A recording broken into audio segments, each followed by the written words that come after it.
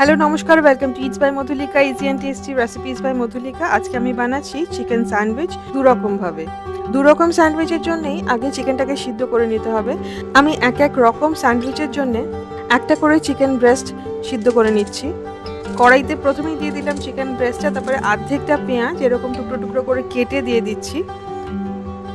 Quarter চা চামচ আদা বাটা, কোয়ার্টার চা চামচ রসুন বাটা দিচ্ছি। হাফ কাপ জল দিয়ে দিলাম। একটা তেজপাতা, 4টে থেকে 5টা গোলমরিচ আর 4টে থেকে 5টা রসুনের কোয়া দিয়ে দিলাম। নুন দিয়ে দেবো স্বাদ মতো, দিয়ে খুব ভালো করে মিশিয়ে নিয়ে চিকেন ব্রেস্টটাকে সিদ্ধ করে নেব 10 থেকে 15 মিনিট লো ফ্লেমে। 5 মিনিট বাদে উল্টে দিতে হবে, মানে মাঝপথে একবার মাংসটাকে উল্টে দিতে হবে। মাংসটা যাতে একদম ভালো করে সিদ্ধ হয়ে যায়। প্রথম স্যান্ডউইচ বানানোর জন্য মাংসটাকে এইভাবে শ্রেড করে নিচ্ছি। মাংসটা সামান্য একটু গরম থাকলে দুটো কাঁটা দিয়ে করলে তাড়াতাড়ি কিন্তু এইভাবে শ্রেড হয়ে যায়। 1.5খানা মাঝারি সাইজের পেঁয়াজ একটু মোটা মোটা করে চপ করে নেব। হাফ বেল পেপার বা ক্যাপসিকাম এরকমই মোটা মোটা করে চপ করে নেব। কোয়ার্টার কাপ মতো পেঁয়াজ, কোয়ার্টার কাপ মতো ক্যাপসিকাম লাগবে। দুটো স্যান্ডউইচই কিন্তু খেতে ভীষণ ভালো হয়। বাচ্চা এবং বড়দের টিফিনে বা জলখাবারে ইজিলি এটা দিতে পারেন, খুব সহজ এবং খুব ভালো খেতে। ফ্রাই প্যানের মধ্যে 1 টেবিল চামচ রিফাইন্ড অয়েল বা অলিভ অয়েল দিয়ে রসুনটাকে প্রথমে ভেজে নেব। 1 টেবিল স্পুন রসুন জাস্ট ট্রান্সলুসেন্ট হবে, জাস্ট সুন্দর একটা গন্ধ বেরোবে, একটু নরম হবে। তারপরে দিয়ে দেবো কুচি করে কেটে রাখা পেঁয়াজ আর ক্যাপসিকামটা বা বেল পেপারটা। 1 মিনিট মতো মিডিয়াম ফ্লেমে নেড়ে নেব। তারপরে দিয়ে দেবো শ্রেড করে রাখা চিকেনের টুকরোগুলো। ভালো করে মিশিয়ে নিয়ে দিয়ে দেবো নুন স্বাদ মতো। মাংসটা সিদ্ধ করার সময় কিন্তু নুন দেওয়া ছিল, সুতরাং যদি নুন লাগবে মনে হয় তবেই দেবেন। দিয়ে দেবো নুন আর কোয়ার্টার চা চামচ ব্ল্যাক পেপার পাউডার, গোলমরিচ গুঁড়ো দিয়ে খুব ভালো করে মিশিয়ে নেব। এইবারে মাংসের যে স্টকটা আছে, মাংসটা সিদ্ধ করার সময় যে স্টকটা ছিল সেটা দিয়ে দেবো।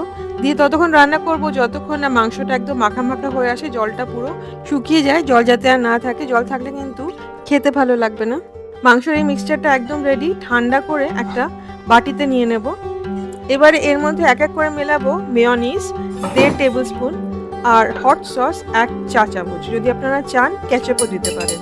আমি এখানে ভেজিটেরিয়ান মেয়োনিজ ইউজ করেছি, আপনারা চাইলে চিজ স্প্রেড ইউজ করতে পারেন বা দই ইউজ করতে পারেন।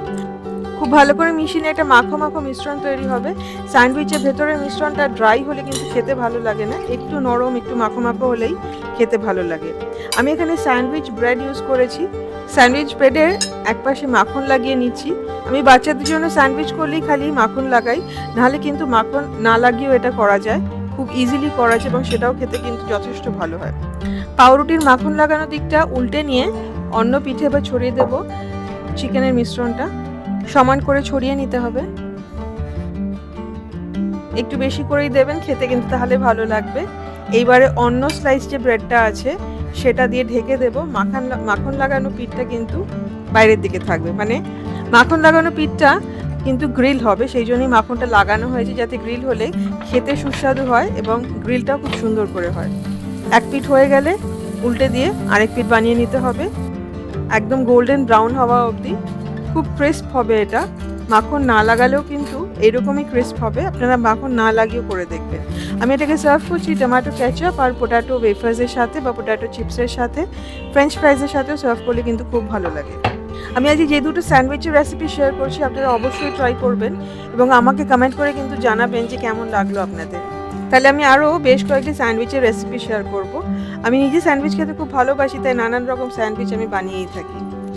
দ্বিতীয় স্যান্ডউইচের জন্য প্রথমেই একটা শসা মাঝখান থেকে কেটে মাঝখানে যে বীজের পোর্শনটা আছে সেইটাকে কেটে বাদ দিয়ে দেবো, তাহলে শসা থেকে জল বেরিয়ে রুটিটা যে নরম হয়ে যায় বা শসাটা নিজেও যে নরম হয়ে যায় সেটা আর হবে না। এবারে শসাটা ভালো করে কুচিয়ে কেটে নিতে হবে। পেঁয়াজ, একটা ছোট পেঁয়াজ একদম ফাইনলি কুচিয়ে নিতে হবে। চিকেনটা ঠিক আগে যেভাবে সিদ্ধ করেছিলাম সেইভাবে সিদ্ধ করে এইভাবে শ্রেড করে নিতে হবে, যেটা আগেও করেছিলাম।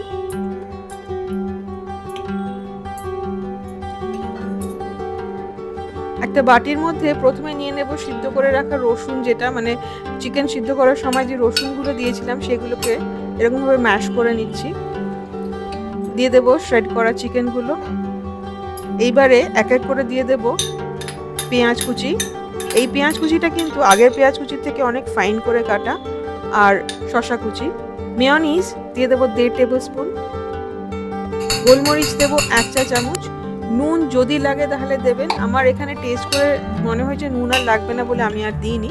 খুব ভালো করে মিশিয়ে নিতে হবে, সেরকমই একটা মাখো মাখো মিক্সচার তৈরি হবে।